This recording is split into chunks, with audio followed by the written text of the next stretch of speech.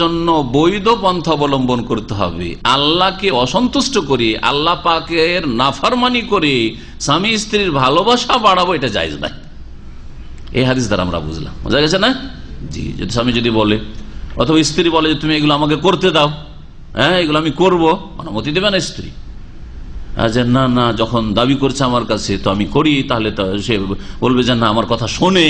আজকাল তো আবার মহিলারাই বেশি স্বামীকে কথা মানাতে চায়, পুরুষদের চলে না, আজকাল মহিলাদেরই বেশি চলে, ঠিক কিনা? না ভুল বলছি? মহিলাদের চলে বেশি কথা সমাজে আজকাল, স্ত্রীর চলে, স্বামীর চলে না, কথা ঠিক নয়? আর জানি না আজকালকার পুরুষরা এত কাপুরুষ কেন হয়েছে, বলছে স্ত্রী আমাকে দাঁড়িয়ে রাখতে নিষেধ করছে সেই জন্য রাখতে পারছি না।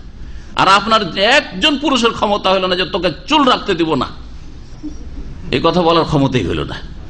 হাজার হাজার মুসলিম মহিলা স্বামীদেরকে দাঁড়িয়ে রাখতে বাধা সৃষ্টি করছে, আর তাদের কাছে গিয়ে সারেন্ডার করছে। হ্যাঁ, সামিয়ানা ওয়া আতানা, আল্লাহকে বাদে তোমার কথা শুনলাম আর মানলাম, কথা বুঝছেন? আর একটা পুরুষকে দেখা গেল না যে স্ত্রীকে আবার জুলুম অত্যাচার করে, বাড়াবাড়ি করে, অন্যায় কাজে অন্য ক্ষেত্রে করতে পারবে, কিন্তু শরীয়তের কথা মানাইতে গিয়ে ওখানে কাপুরুষ হয়ে যাচ্ছে। আরে আমার স্ত্রী বোরখা পড়ছে কিন্তু চেহারা ঢাকতে চাইছে না, এই ক্ষেত্রে ওর ক্ষমতা চলছে না। আমি না হয় চুল ওইটা বললাম উত্তরে, দাড়ি যদি আপনাকে মুন্ডন করতে বলে যে তুই চুল মুন্ডন করে থাক, ওই জন্য বললাম, কিন্তু না ওগুলো বাদ দেন। এখন আসল বাস্তব বিষয় আসেন, মানে চেহারা ঢাকা ফরজ, এটা হচ্ছে সহিহ মত। আর যদি দুর্বল মত নেন তো কমপক্ষে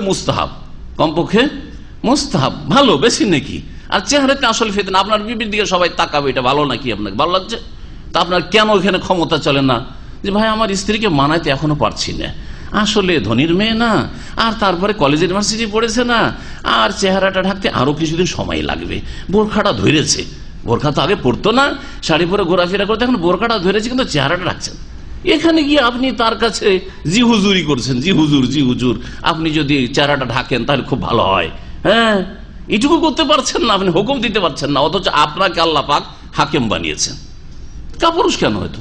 আসি এখন পরের হাদিসটি।